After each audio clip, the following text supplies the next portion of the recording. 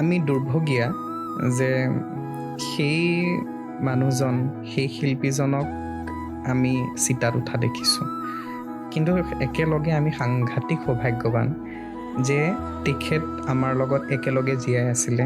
তেখেতৰ গান শুনি আমি ডাঙৰ হৈছোঁ। একেখন চহৰতে আমি উশাহ লৈছিলোঁ, একেখন চহৰত আমি আছোঁ। জীৱন দীঘলীয়া হ'ব লাগে, মৃত্যু দীঘলীয়া হ'ব নালাগে।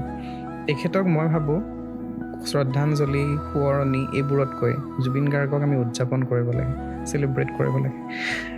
অসমৰ আটাইতকৈ প্ৰিয়, আটাইতকৈ শ্ৰেষ্ঠতম মহোৎসৱ হৈ যাওক জুবিন গাৰ্গ। এইটো নহয় যে আমি একদম ফাংচন পাতি পেলাই কিবা এটাহে কৰিম।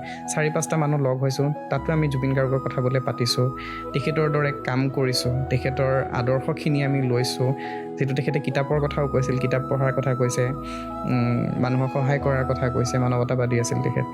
সেইখিনি আমি মানিছোঁ, তেতিয়া আমি তেখেতক উদযাপন কৰিব পাৰিম। আমি পিছৰ প্ৰজন্মটোৰ কাৰণে আমি থ'ব লাগিব, কিন্তু সেই বিষখিনিক আমি সৃষ্টিশীলতা কৰি থৈ যাব লাগিব। আমাৰ লেখাত, আমাৰ কথাত, আমাৰ ব্যৱহাৰত, আমাৰ কামত পিছৰ মানুহখিনিয়ে জুবিন গাৰ্গক কেনেকুৱা আছিল বুজক, জুবিন দাই এনেকুৱা কৰিছিল, জুবিন দাই তেনেকুৱা কৰিছিল। সেইদৰে উদযাপন হওক জুবিন গাৰ্গ। কাৰণ তেখেতক মানে কেৱল স্মৰণ নহয়, তাৰমানে 18 নৱেম্বৰত, 19 ছেপ্টেম্বৰত স্মৰণ হৈ তেখেত ৰৈ যাওক। আগলৈ সেইটো কোনো কাৰণত যাতে নহয়, আগৰ প্ৰতিজন মহাপুৰুষৰ ক্ষেত্ৰত যিটো হৈ আহিছে সেইটো নহওক।